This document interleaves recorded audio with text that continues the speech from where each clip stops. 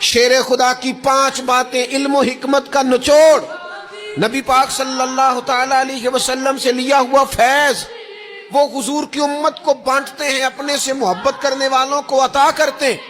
حضرت مولا علی شیر خدا فرمانے لگے 5 باتیں لے لو، تم اونٹوں پر بیٹھ کے نکلو گے تو تھک جاؤ گے، لیکن یہ باتیں تمہیں کہیں نہ ملیں گی۔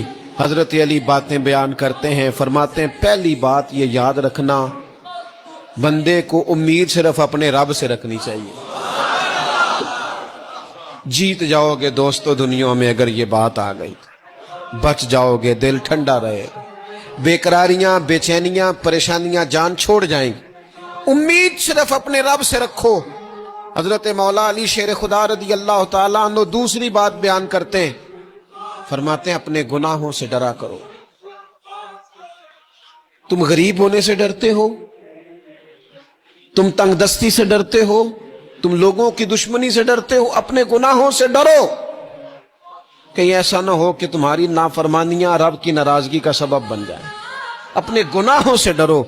اور تیسرا مولا علی شیر خدا رضی اللہ تعالیٰ عنہ فرماتے ہیں اگر تم جاہل ہو نا، تمہیں پتہ نہیں، تو علم کے بارے میں سوال کرنے سے کبھی نہ شرمانا، پوچھ لینا فائدہ ہوگا، کسی سے بات کر لینا فائدہ ہوگا، کسی سے سیکھ لینا نفع ہو جائے گا، کسی کو مان لینا اپنا استاد، زندگی بھر سمجھدار ہو جاؤ گے، فیض یاب ہو جاؤ گے۔ اور حضرت علی شیر خدا چوتھی بات ارشاد فرماتے ہیں یہ علماء کے لیے، فرمایا اگر عالم کو کسی مسئلے کا علم نہ ہو تو غلط بات نہ بتائے، بلکہ کہہ دے واللہ اعلم، اللہ بہتر جانتا ہے۔ یہ بات یاد رکھیں، جس بات کا پتہ نہ ہو، جس کی خبر نہ ہو، جس پر عبور نہ ہو، اس بات کو آگے بیان نہ کیا جائے اور کبھی بھی غلط بات نہ بتائی جائے۔ یہ حضرت علی شیر خدا ہمیں سبق دیتے ہیں۔ اور 5ویں بات حضرت علی شیر خدا ارشاد فرماتے ہیں یاد رکھنا، ایمان میں صبر کی وہی حیثیت ہے جو جسم میں سر کی حیثیت ہے۔ اپنی زندگی صبر کے ساتھ گزارنا، زندگی میں کبھی بے صبرے نہ ہونا، حوصلہ نہ چھوڑ جانا۔